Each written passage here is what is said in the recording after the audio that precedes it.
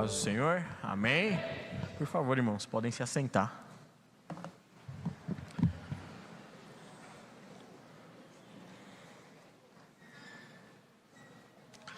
Louvo a Deus pela oportunidade de poder estar aqui com vocês. Deus já falou conosco nesse culto de diversas maneiras, através das orações, através das palavras, dos testemunhos e dos louvores, mas nesse momento o Senhor vai falar conosco através da sua palavra. Eu estava muito nervoso e continuo, mas conforme o culto foi sendo conduzido, eu percebo que Deus tem uma palavra direta para os nossos corações, amém? Por favor, livro de Colossenses, capítulo de número 1. Queria agradecer toda a liderança, o pastor da nossa igreja, o pastor Clarismo, liderança da mocidade e dos adolescentes. É muito bom poder compartilhar a palavra com vocês.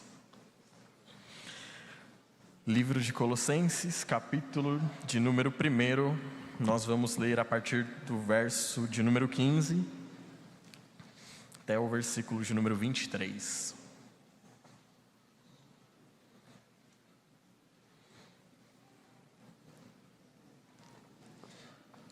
Amém? Todos encontraram? Estamos sem um telão, então por favor eu peço que você deixe a sua Bíblia aberta. Nós vamos consultar esse texto aí ao longo da mensagem. Amém? Colossenses, capítulo de número 1, a partir do versículo de número 15. Essa é a palavra de Deus e ela diz assim: o qual é a imagem do Deus invisível, o primogênito de toda a criação. Porque nele foram criadas todas as coisas que há nos céus e na terra, visíveis e invisíveis, sejam tronos, sejam dominações, sejam principados, sejam potestades. Tudo foi criado por ele e para ele. E ele é antes de todas as coisas, e todas as coisas subsistem por ele. E ele é a cabeça do corpo da igreja, é o princípio e o primogênito dentre os mortos, para que em tudo tenha a preeminência. Porque foi do agrado do Pai de que toda a plenitude nele habitasse, e que, havendo por ele feito a paz pelo seu sangue da sua cruz, por meio dele reconciliasse consigo mesmo todas as coisas que estão na terra, como as que estão nos céus. A vós também, que noutro tempo éreis estranhos e inimigos, no entendimento pelas vossas obras más, agora, contudo, vos reconciliou no corpo da sua carne, pela sua morte, para que perante ele, para vos apresentar santos, irrepreensíveis e culpáveis. Se na verdade permanecendes fundados e firmes na fé, e não vos moverdes da esperança do evangelho que tendes ouvido, o qual foi pregado a toda criatura que há debaixo do céu, do qual eu, Paulo, estou feito ministro. Amém? Um texto muito especial, a carta do apóstolo Paulo aos Colossenses, a igreja que ficava na cidade de Colossos. Paulo vai escrever essa carta num momento muito crítico. Paulo, foi preso, e durante a sua prisão ele recebe a notícia de que a igreja da cidade de Colossenses estava acreditando em falsas doutrinas. A igreja da cidade de Colossenses estava deixando de depositar a sua fé em Jesus Cristo. A igreja de Colossenses estava parando de acreditar em Jesus. Então Paulo, preso, escreve uma carta. E vai escrever diversas cartas na prisão, dentre elas a carta de Colossenses, a carta aos Efésios, a carta de Filipenses. E nessa carta em específico, Paulo tenta reanimar, reforçar a fé na pessoa de Jesus Cristo. Sobre quem é Jesus Cristo, o que ele fez, mas principalmente a supremacia de Jesus Cristo sobre todas as coisas. De uma forma geral, aquela igreja, ela precisava entender aonde eles estavam dentro do plano de Deus. E essa pergunta eu faço para você, que eu fiz para mim. Aonde será que nós estamos dentro do plano de Deus? Se nós acreditamos que Deus tem um plano para o mundo, aonde será que nós estamos inseridos dentro deste plano? E Paulo vai escrever a carta inteira a respeito desse plano. Naquela época, na cidade de Colossenses, mais ou menos no ano 61, foi quando ele escreve essa carta, a igreja estava começando a acreditar que Deus se manifestava de diversas formas, e que Jesus Cristo, ele era só mais um profeta. Então uma mistura entre o gnosticismo e o judaísmo. Aquilo estava tirando a supremacia de Jesus Cristo de dentro dos cultos. Então, eles estavam começando a ir por um caminho muito complicado, achando que Jesus Cristo já não era mais o Filho de Deus, que Jesus Cristo era apenas mais um profeta, e que Paulo, se preocupa em ressaltar a supremacia do Senhor. Amém? Então vamos começar, versículo de número 15. O qual é a imagem do Deus invisível e o primogênito de toda a criação. É muito interessante a palavra imagem. Ele é a imagem do Deus invisível. E aí você pode parar para pensar. Nós somos também imagem e semelhança, de acordo com o livro de Gênesis. Mas Jesus Cristo, Ele não é imagem e semelhança. Ele é apenas a imagem. Nós temos alguns atributos de Deus. Alguns atributos com algumas limitações, como por exemplo, a bondade, o amor. Deus é a máxima expressão do amor. Eu tenho amor no meu coração, mas não tanto quanto Deus. O Espírito Santo trabalha no meu coração para que um dia eu chegue nesse nível. Mas Deus, Ele é a máxima expressão do amor. Então, por mais que eu seja imagem, eu ainda sou semelhança. Ainda não cheguei lá, estou no caminho. E um dia nós vamos chegar lá. Mas no momento, nós somos imagem e semelhança. Mas Jesus Cristo não. Jesus Cristo, Ele é a exata imagem de Deus. O Deus que é invisível, o Deus que é Espírito, se faz carne e se apresenta através da pessoa de Jesus Cristo, nosso Senhor. Paulo vai ressaltar isso. Jesus Cristo, agora Ele é a imagem de Deus. Mas não apenas isso, é a imagem do Deus invisível. Então, por quantas vezes nós podemos pensar, mas Deus está tão longe de mim? Mas nós temos Jesus Cristo ao nosso lado, nós temos o Espírito Santo para nos auxiliar. Mas mais do que isso, Ele é o primogênito de toda a criação. Jesus Cristo, Ele é o primogênito, e aí talvez você pense, então Ele é apenas o filho mais velho. Mas quando Paulo fala sobre ser o primogênito, ele fala sobre alguns conceitos que na época eram muito importantes. Hoje, quando os pais acabam falecendo, os bens são repartidos de uma maneira igual entre os filhos. Mas naquela época, o filho primogênito tinha o direito da primogenitura. E a lei da primogenitura dava para o filho mais velho, dava para o primogênito, alguns deveres e alguns benefícios especiais. Dentre eles, cabia ao filho mais velho assumir toda a responsabilidade da casa na ausência de seus pais. Cabia também ao filho mais velho uma parte um pouco mais gorda da herança. Mas o mais importante é que Jesus Cristo, Ele é o primogênito, mas não porque Ele é o primeiro a ser criado, mas porque Ele tem o direito da primogenitura. Quando nós falamos sobre reino dos céus, e nós falamos sobre reino dos céus, no versículo de número 13 vai falar sobre isso, sobre reino dos céus e império das trevas. Quando nós falamos sobre império das trevas, nós fazemos uma alusão contrária ao reino dos céus. Por quê? As trevas é um império. O que é um império? Aquilo que é dominador, aquilo que se aplica à violência, como por exemplo o Império Romano, o Império Grego, o Império Persa. Isso é o império das trevas. Mas nós não pertencemos ao império, nós pertencemos a um reino. E o direito de sucessão desse reino vai para o seu filho mais velho, que é quem? Jesus Cristo, nosso Senhor. Nós agora participamos desse reino dos céus. Eu e você podemos fazer parte desse reino. Romanos, capítulo de número 28, versículo 29 diz: pois aqueles que de antemão conheceu, também os predestinou, para serem conformes à imagem de seu Filho, a fim de que ele seja o primogênito entre muitos irmãos. Aleluia, glória a Deus. Então agora, não apenas Jesus Cristo é a imagem de Deus, mas eu tenho que me tornar uma imagem de Jesus Cristo.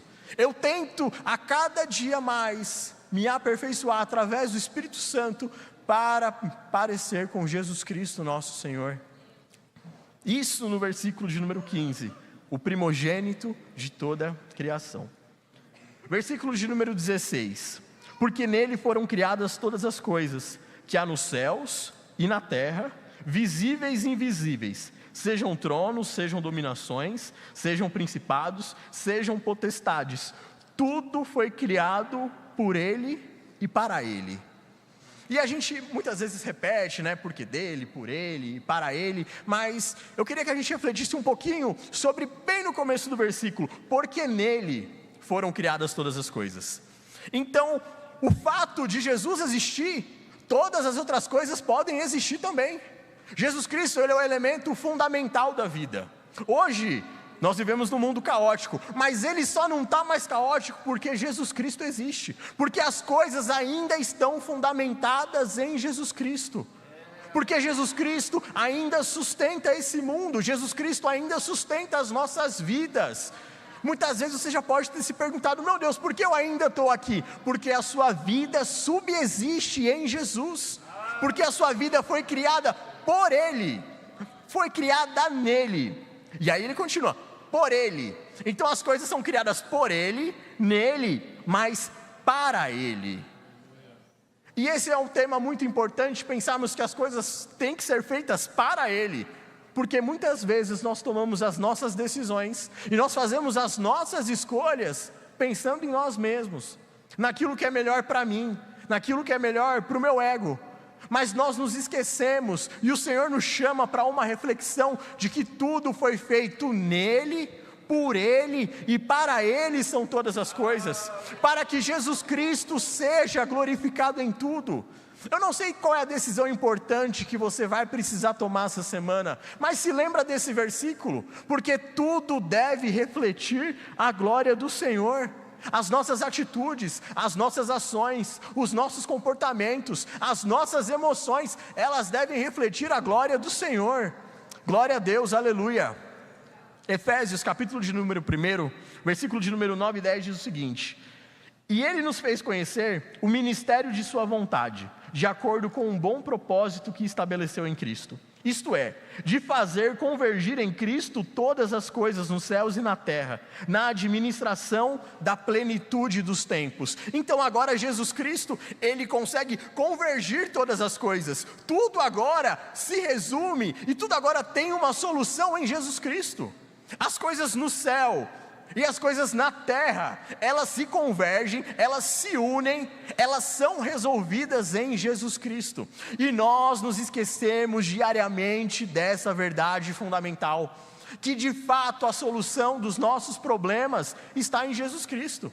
E a gente procura de diversas maneiras e de diversas metodologias, mas nessa noite o Senhor nos chama para uma reflexão, para nós falarmos que nós dependemos de Jesus, de que todas as coisas existem por meio dEle e nele, e que nele todas as coisas se convergem.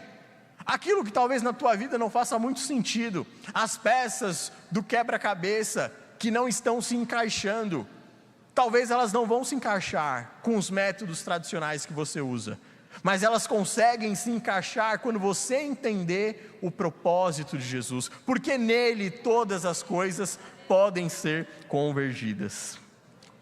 Glória a Deus. Versículo de número 17: e Ele é antes de todas as coisas, e todas as coisas subsistem por Ele. Paulo, ele é muito enfático, e ele repete várias vezes a mesma coisa, de que tudo que existe é por Jesus Cristo, é em Jesus Cristo. Paulo, ele estava preso, e mesmo preso ele sabia: a minha prisão subsiste em Jesus Cristo. O problema que aconteceu na minha vida, que aparece na minha vida, o medo que eu enfrento, a doença, a dificuldade, não foge do controle de Jesus Cristo. Jesus Cristo, Ele é Rei, e Ele é Senhor, e Ele domina soberanamente sobre todas as coisas, inclusive sobre os medos e sobre os problemas. Ele continua sendo o Senhor. Então Paulo, mesmo preso, não se deixa amedrontar e fala: não, agora eu estou preso. Mas não, ele é enfático em dizer: mesmo que o imperador queira me prender, todas as coisas subsistem em Jesus Cristo. Isso tem que ser uma esperança para o nosso coração, isso tem que ser uma verdade absoluta que a gente tem que levar, de que as coisas, elas acontecem e elas fluem através de Jesus Cristo. Se as coisas dão errado, é Jesus Cristo no controle. Se as coisas estão dando certo, é Jesus Cristo no controle, para que em tudo Ele seja glorificado. E muitas vezes a gente se perde, as coisas dão errado, não, é culpa minha, é culpa do diabo, é culpa de fulano, é culpa do vizinho. Mas Deus ainda está no controle de todas as situações. Ele é Senhor, Ele é soberano, e tudo subsiste nele. O livro de Isaías, capítulo de número 41, no versículo de número 4 diz: Quem operou e fez isso? Chegando às gerações desde o princípio, eu, o Senhor, o primeiro, e com os últimos, eu mesmo. No livro de Apocalipse ele vai terminar: eu sou o alfa e o ômega, eu sou o princípio, eu sou o fim. As coisas, elas só chegam num resultado final. O livro, ele só se fecha com a palavra do Senhor. As coisas, elas necessitam do Senhor para terem uma conclusão, para chegarem num ponto final. O ponto final de nossas vidas e de nossas trajetórias está na mão de Jesus Cristo, o nosso Senhor. Glória a Deus. Versículo de número 18. E ele é o cabeça do corpo da igreja, e é o princípio e o primogênito dentre os mortos, para que em tudo tenha a preeminência. Jesus Cristo agora ele é a cabeça do corpo. Quem é o corpo? É a igreja. E é muito interessante você pensar que durante todo o Novo Testamento, você vai ver estratégias de tirar, a igreja, de acabar com a igreja. Uma delas foi através da perseguição. Por exemplo, através das decapitações, das prisões, das covas, do Coliseu. Só que essa estratégia não deu certo. Por quê? Porque quanto mais matavam os crentes, mais os crentes anunciavam a palavra do Senhor. E mais os crentes se espalhavam. Então, não estava dando certo essa estratégia. Então, começa uma nova estratégia de terminar com a igreja. E como que você acaba com uma igreja? Eliminando a sua cabeça. Quem é a sua cabeça? Jesus Cristo, o nosso Senhor. Então, a igreja de Colossenses vai passar por esse problema. Eles querem tirar Jesus Cristo do centro daquela igreja. Logo, uma igreja sem corpo é uma igreja decapitada. Você pode perder diversos membros do seu corpo, talvez o dedo, ou a mão, ou os pés. Ainda dá para sobreviver. Mas se você perder a cabeça, aí já era, não tem solução. Jesus Cristo, ele é a cabeça da igreja, ele é o centro. É Jesus Cristo quem toma as decisões.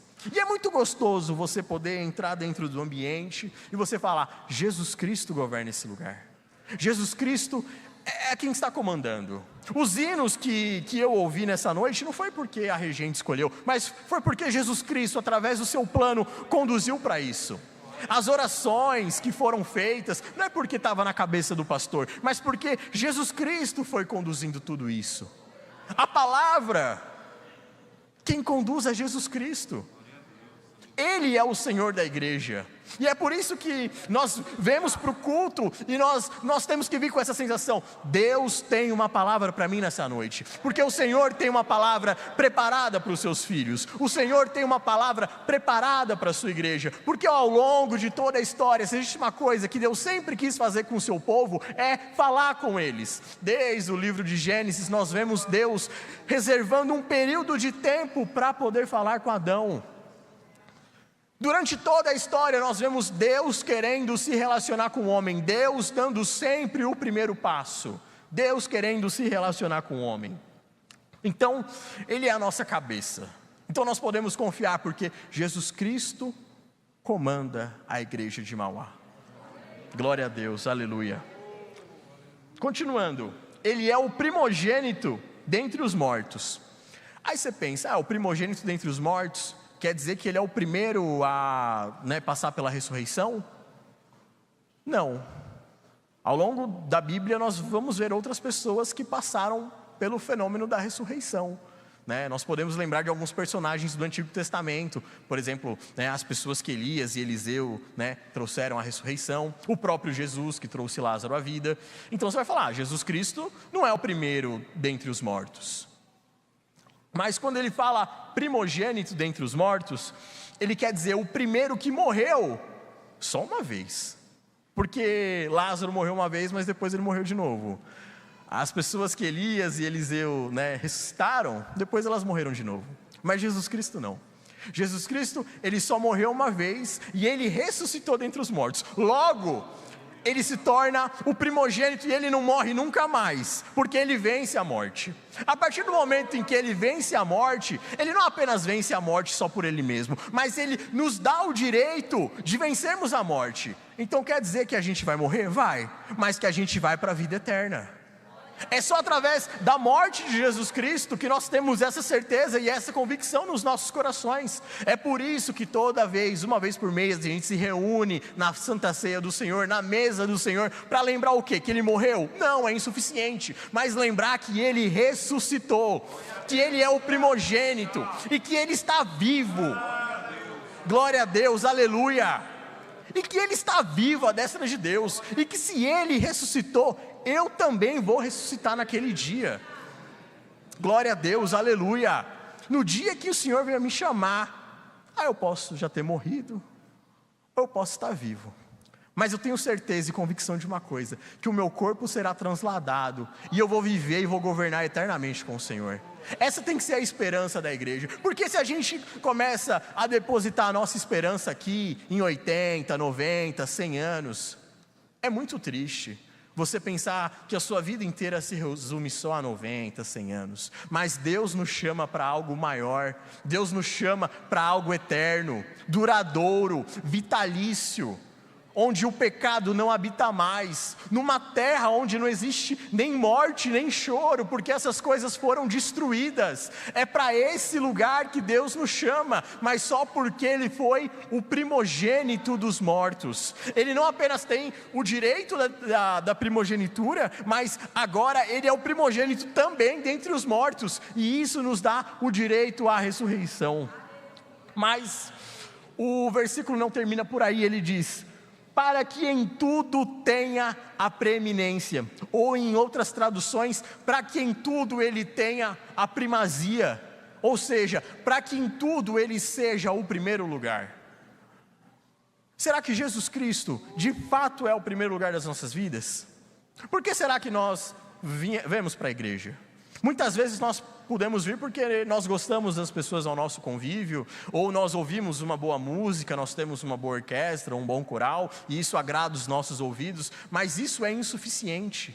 Se nós não vimos para cá com os nossos corações centrados em Jesus Cristo, nós perdemos a essência desse ambiente, nós perdemos a essência desse local, nós perdemos a essência das nossas vidas, porque Jesus Cristo é o primeiro. Eu tenho uma boa e uma notícia: amanhã já é dezembro. Para alguns é uma satisfação, para outros é uma preocupação. E no mês de dezembro a gente começa a fazer vários planos e várias metas. E é muito legal, é muito interessante. Então nós temos sempre aqueles planos: eu vou começar a academia, eu vou cortar o pão, vou emagrecer, vou começar a fazer exercício, vou vir todo domingo para a escola dominical. Nós fazemos diversos tipos de planos. Fazemos planos profissionais: eu quero mudar de emprego, quero mudar de cargo. Fazemos plano com as nossas famílias, eu vou casar, eu vou ter um filho. Nós fazemos diversos tipos de plano, e está tudo bem, porque o nosso Deus planeja, o nosso Deus faz sonhos. Mas dos planos e das metas que nós desenvolvemos, será que Deus se encontra no primeiro lugar? Será que nós pensamos no impacto que isso traz no reino dos céus? Ou será que nós estamos fazendo as nossas escolhas e as nossas decisões voltados apenas para nós mesmos? A palavra do Senhor nos chama a refletir sobre isso, porque em tudo Ele tenha a primazia, para que em tudo Ele seja o primeiro. Sabe uma festa de aniversário, que o primeiro pedaço do bolo vai para a pessoa mais importante? É isso que significa, de uma maneira bem simples é isso. Mas da nossa vida, das coisas que o Senhor nos dá, então os nossos recursos, os nossos dons, os nossos talentos, o tempo que Deus nos dá, o quanto será que nós estamos dando a primazia disso para o Senhor? O quanto será que nós de fato damos? Não, a primazia disso. O ponto mais importante: isso sim pertence ao Senhor. Ou será que nós estamos entregando os restos para o Senhor? O resto do meu tempo, os restos dos meus recursos, o resto da minha energia. Então quando eu resolver toda a minha vida, aí sim eu vou ofertar isso ao Senhor. Não. Paulo ele é enfático em dizer, porque a Ele pertence a primazia. Ele tem que ser o primeiro. dentro das nossas atitudes e das nossas ações, Ele deve ser lembrado em primeiro lugar. Um testemunho muito interessante é de um grupo de jovens cristãos lá da Inglaterra. Eles descobriram que havia uma ilha onde existiam escravos e que esses escravos não tinham acesso à mensagem de Deus. E esses jovens, vão conhecer como os Moráveis, que foi um movimento avivalista lá da Inglaterra, dois jovens, eles resolvem tomar a seguinte decisão: eu vou ofertar a minha vida para levar o evangelho para aquela ilha onde tem os escravos. O único barco que fazia o translado era o barco que fazia o fluxo negreiro. E esses jovens, eles conversam com o dono do navio e eles falam, a gente quer ir lá pregar o evangelho. E o dono do navio fala, é uma viagem só de ida, eu não vou trazer vocês de volta. Vocês vão ter que se tornar escravos naquele lugar. E aqueles jovens falam as seguintes palavras: digno é o Cordeiro de receber a recompensa do seu sacrifício. Ou seja, Jesus Cristo já fez tanto por mim, o que posso eu ofertar por Ele agora? O que será que posso eu entregar para Jesus Cristo, comparado com as grandes bênçãos que Ele fez na minha vida, comparado com os grandes livramentos que Ele me deu, comparado com os recursos que Ele me deu? Nós podemos, por exemplo, lembrar de Davi. Deus, de ti nós tomamos e agora nós te devolvemos. É reconhecer, por exemplo, através das nossas ofertas, reconhecemos que, Senhor, foi o Senhor que proveu tudo. E esse pouco que eu estou destinando para a tua obra, eu sei que o que sobrar para mim é o suficiente, porque o Senhor é o meu provedor. Ou, por exemplo, uma coisa simples, o alimento que nós oramos. Muitas vezes, a gente só ora quando o alimento vem de uma procedência duvidosa, né? Você olha lá o alimento, não sabe de onde veio, aí você pega assim e fala, ô Jesus, né? Livra de todo mal, né? Que não me faça mal, amém.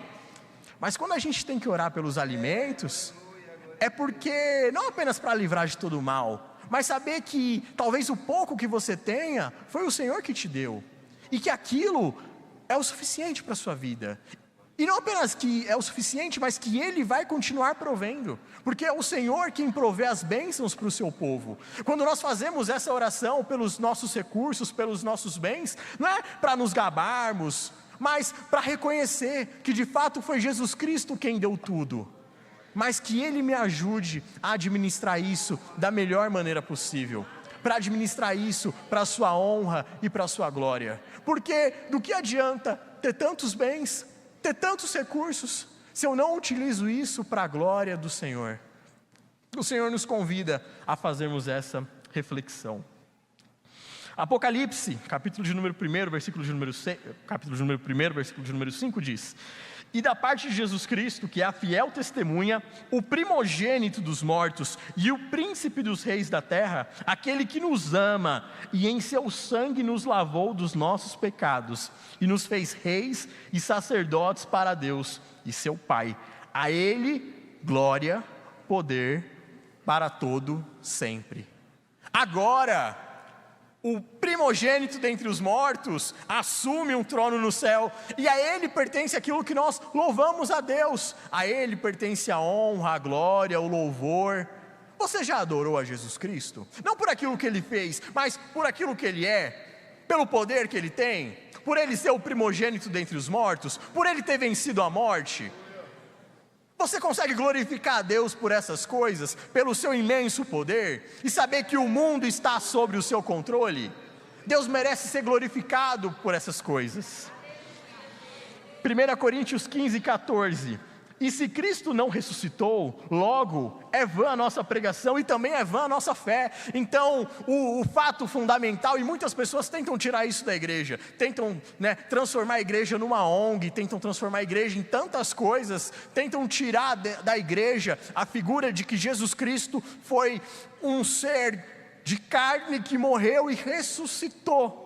Diversas teorias e diversas teologias tentam tirar esse que é um fundamento fundamental da igreja de Jesus Cristo, mas nós sabemos que a nossa fé está alicerçada nessa verdade fundamental, de que Jesus Cristo morreu, mas que Ele ressuscitou.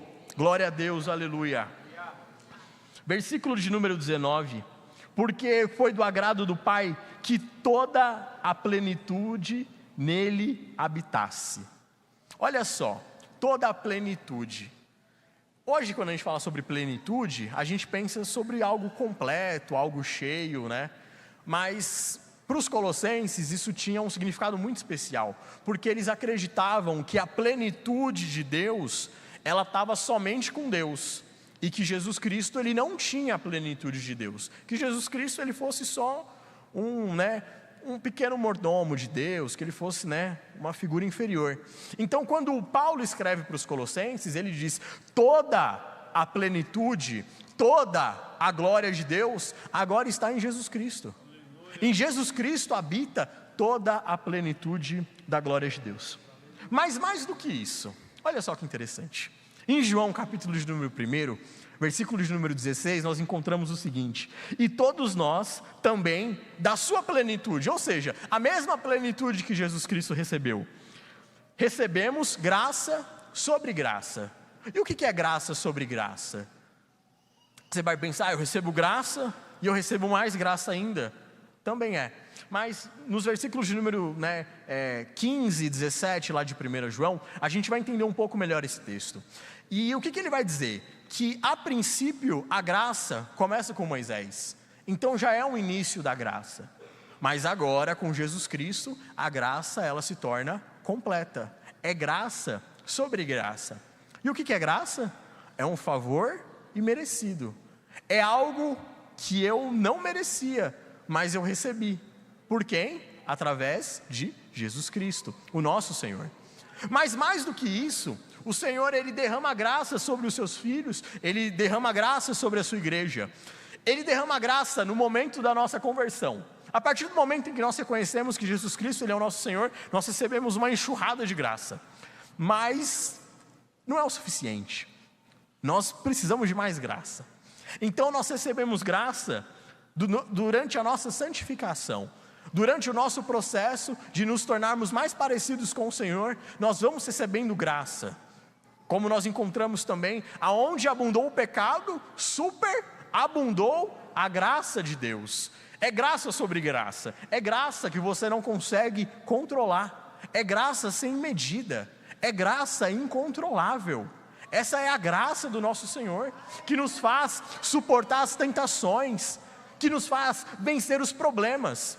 Você pensa: então vou vencer todos os problemas, porque a graça de Deus, ela é o suficiente. Mas a gente pode lembrar, por exemplo, de Paulo. O que Deus fala para Paulo? Paulo, a minha graça te basta, porque o meu poder se aperfeiçoa na sua fraqueza. Então, mesmo Paulo com aquele problema, ele recebia a graça do Senhor, e a graça ia fortificando Paulo. O que será que você precisa no seu coração? Será que é uma chuva de graça? Graça para vencer aquele problema, aquela tentação, aquela dificuldade, aquele medo, aquele sentimento? Nessa noite Deus tem graça para os nossos corações, através da sua palavra. O Senhor tem graça para nós, e nós precisamos de graça. Nós precisamos da graça do Senhor, e o estoque do Senhor não tem limite. Basta pedirmos que Ele nos concederá. E também nós recebemos graça em necessidades pontuais. Talvez, em alguns problemas, em algumas dificuldades que você fala: Jesus Cristo, eu preciso da Tua graça. Não se esqueça, eu não sei o que você vai passar essa semana, mas talvez essa oração seja o suficiente. Jesus Cristo, eu preciso da Sua graça, porque sozinho eu sei que eu não consigo, mas através da Tua graça nós podemos ir além. Através da graça do Senhor, nós podemos fazer mais e melhor. Talvez aquele sonho, aquele desejo que Deus tenha colocado no teu coração, aquilo que te faz perder o sono à noite, Senhor, derrama graça sobre isso, porque eu não consigo fazer, mas o Senhor pode. O Senhor pode todas as coisas. Derrama graça, Jesus. Derrama graça sobre a minha vida, sobre a minha família, sobre o meu trabalho, sobre os meus estudos. Derrama graça, Senhor, sobre essa igreja, sobre as nossas vidas. Derrama graça, Jesus Cristo. sobre nós, sobre as nossas decisões. Derrama graça, Senhor, sobre os nossos ministérios, sobre aquilo que nós fazemos aqui. Derrama graça, Senhor, derrama da tua unção e do teu poder, porque nós precisamos de ti. Jesus, nós somos dependentes de ti. Derrama graça sobre o teu povo e sobre a tua igreja, Jesus. Aleluia, glória a Deus. Versículo de número 20: e que havendo por ele feito a paz pelo sangue da sua cruz, por meio dele reconciliasse consigo mesmo todas as coisas, tanto as que estão na terra, como as que estão nos céus. Agora, Jesus Cristo, ele se torna o agente reconciliador. Eu não sei se você já teve algum problema na justiça, mas existe a oportunidade, né, das conciliações. Acho que os advogados poderiam explicar melhor do que eu. Mas existem lá as audiências de conciliações. Qual que é a ideia? E aí me corrijam se eu estiver errado. É entre as partes problemáticas chegarem num acordo antes do juiz determinar uma sentença. Jesus Cristo agora, ele é esse agente conciliador. Ou seja, ele é o responsável por nos reconciliarmos com Deus. Mas muitas vezes, quando a gente para e reflete sobre esse assunto, nós temos algumas percepções equivocadas, como por exemplo, de que Deus é puramente justiça e que Deus é mau, e que Jesus Cristo vai aparecer como aquele que vai nos livrar da pena. Mas a graça de Deus, ela é mais profunda. A graça de Deus, ela é tão profunda ao ponto de que Deus, ele não apenas é o juiz, como ele é o agente de reconciliação. Mas mais do que isso, ele é o juiz, mas ao mesmo tempo ele é o advogado.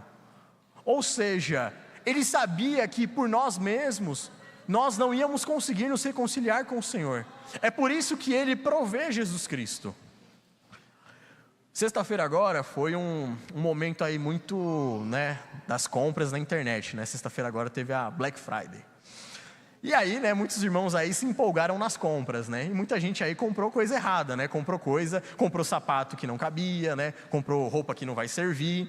E aí você ia fazer, né, aquela pergunta: se eu soubesse que não ia me servir, eu não teria comprado. Ou muitas vezes, né, você tem um problema com o carro e você fala: se esse carro me desse problema, eu não teria comprado. Mas Jesus Cristo, ele faz exatamente o contrário.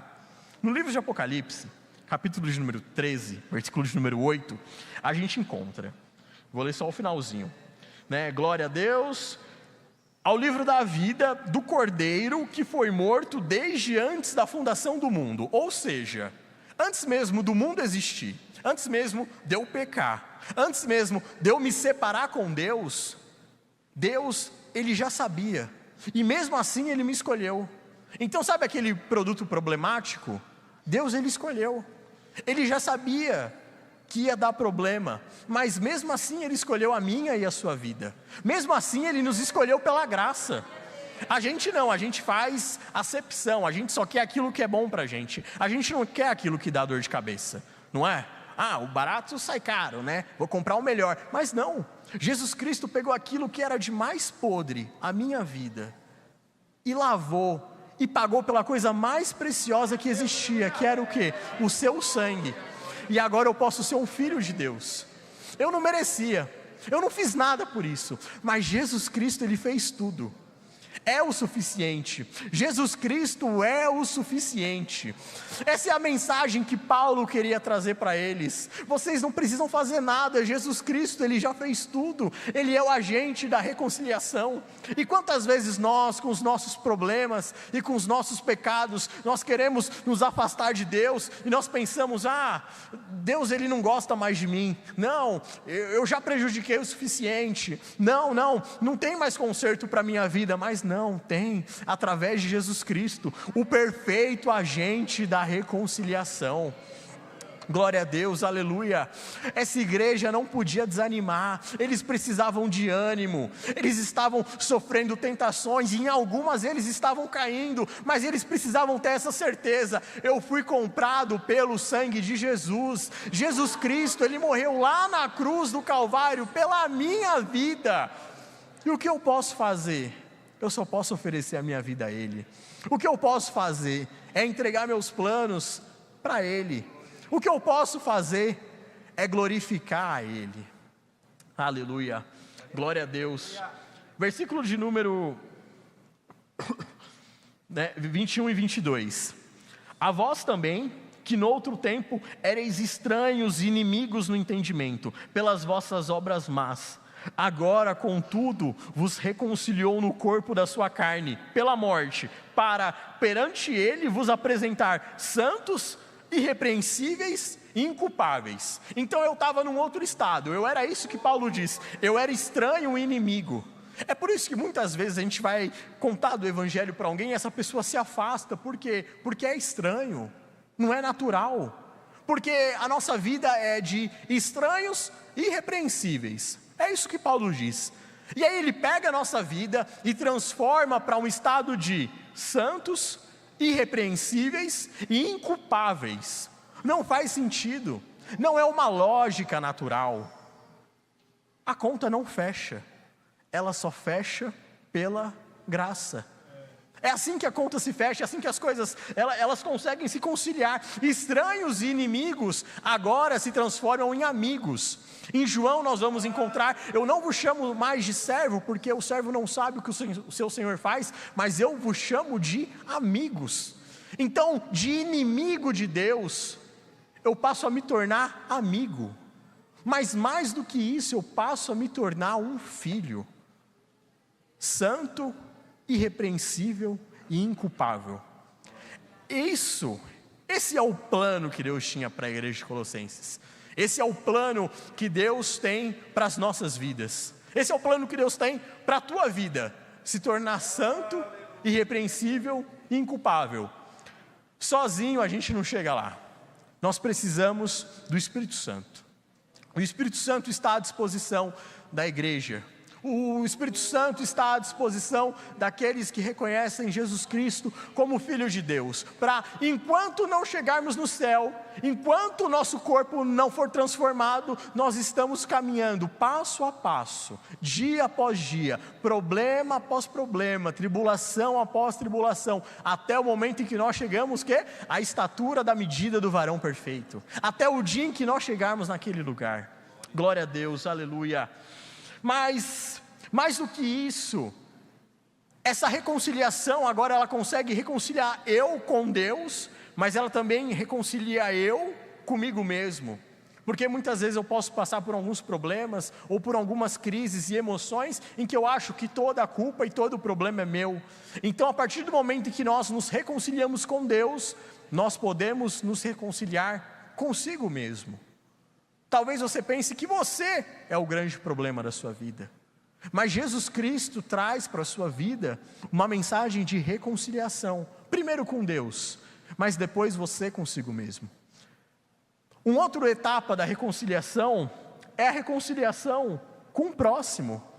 Talvez os teus pais, talvez a tua esposa, o teu marido. Talvez você precise de uma reconciliação nesse sentido. Mas só através da reconciliação com Deus, nós podemos nos reconciliar perfeitamente. É só através da reconciliação de Jesus Cristo que nós podemos perdoar. Por quê?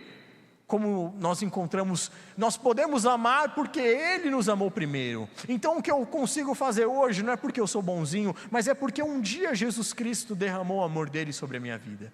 E o que eu tento fazer hoje é distribuir um pouco desse amor. Mas mais do que isso, a reconciliação ela é entre nós e o mundo, porque a gente precisa chegar num consenso. O mundo ele está em desordem, ele está em caos. As coisas, elas não estão andando da maneira como deveriam andar. As pessoas ao nosso redor, elas precisam de reconciliação. E isso só é possível através da pessoa de Jesus Cristo, o nosso Senhor. Versículo de número 23. Se na verdade permaneceres fundados e firmes na fé, e não vos moverdes da esperança do Evangelho que tendes ouvido, o qual foi pregado a toda criatura que há debaixo do céu, do qual eu, Paulo, estou feito ministro. Ele começa falando que o Evangelho é uma esperança. O que é esperança? é uma verdade na qual você se agarra, e você fala: essa é a minha esperança, eu confio nisso, mesmo que tudo dê errado ao meu redor, essa é a minha esperança, é nessa verdade que eu vou caminhar.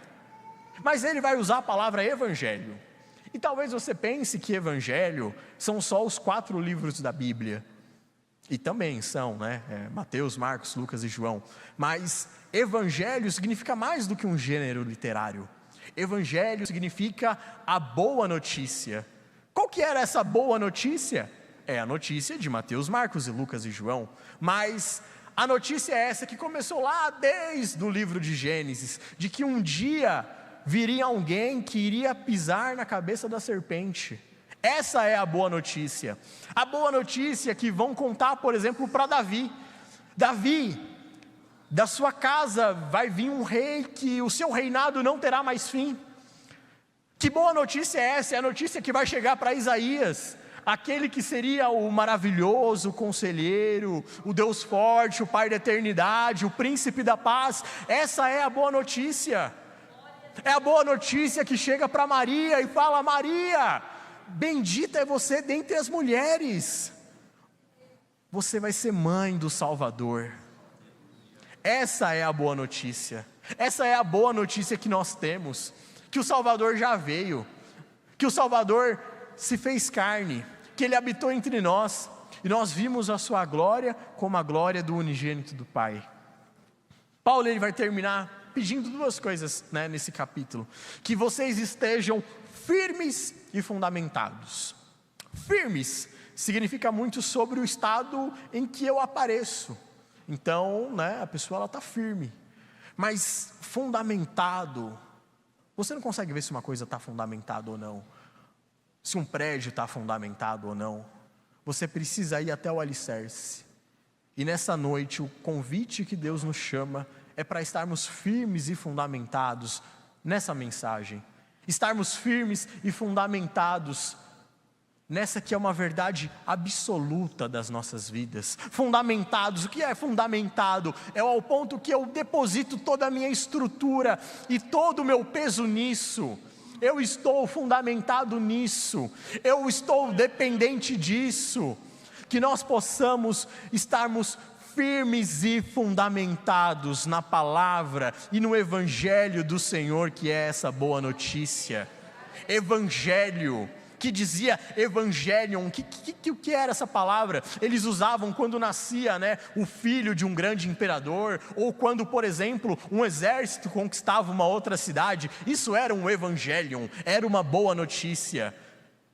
Mas significa isso mesmo, que nós conquistamos uma nova cidade, nós estamos indo para a Nova Jerusalém, nós estamos caminhando dia após dia, caminhando para a Nova Jerusalém, firmes e fundamentados, fundamentados na palavra do Senhor, firmes naquilo que Ele nos deixou. Junto com a igreja, através da ajuda do Espírito Santo, nós caminhamos firmes e fundamentados. É assim que nós podemos prosseguir. Estamos firmes e fundamentados na palavra do Senhor. Nesse momento eu queria te convidar a ficar de pé.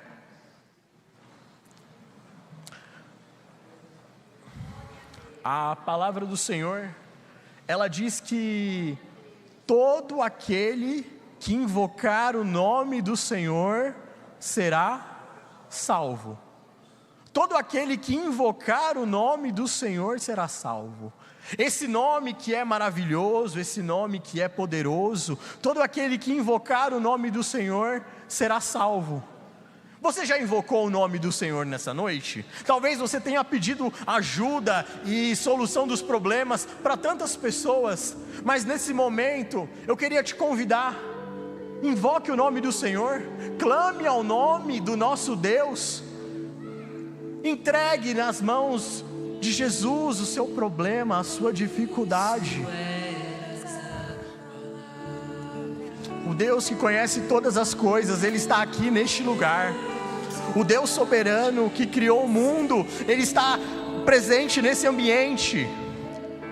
Glória a Deus, aleluia.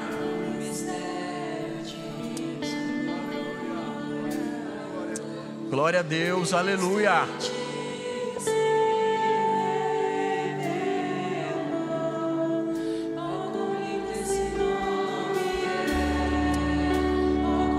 Deus, aleluia.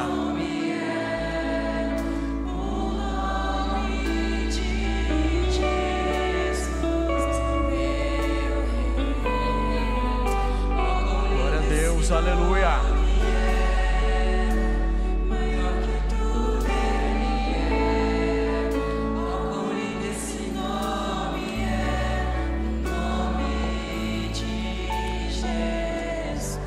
O nome de Jesus, que tem o poder de perdoar e de livrar de todo o pecado. O nome de Jesus, que traz transformação e restauração. O nome de Jesus, que traz libertação.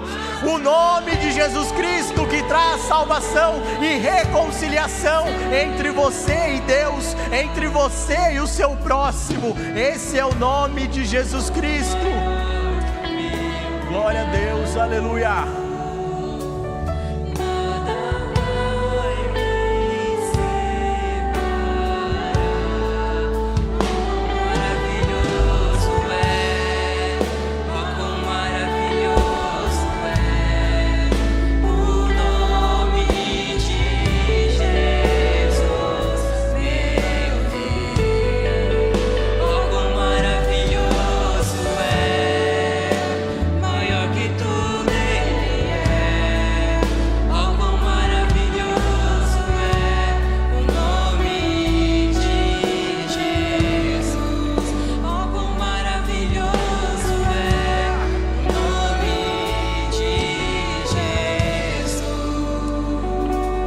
Gostaria de fazer um convite nessa noite. Você que gostaria de se reconciliar com Deus, eu gostaria de te convidar a vir aqui para frente. Eu gostaria de fazer uma oração pela sua vida. Você que ouviu essa mensagem, que você percebeu, eu preciso me reconciliar com o Senhor. O Senhor nessa noite tem reconciliação para as nossas vidas. Eu queria te convidar, se você gostaria de se reconciliar com o Senhor, talvez você tenha saído dos caminhos do Senhor, eu queria te convidar aqui, vinha para frente. Eu gostaria de fazer uma oração pela sua vida.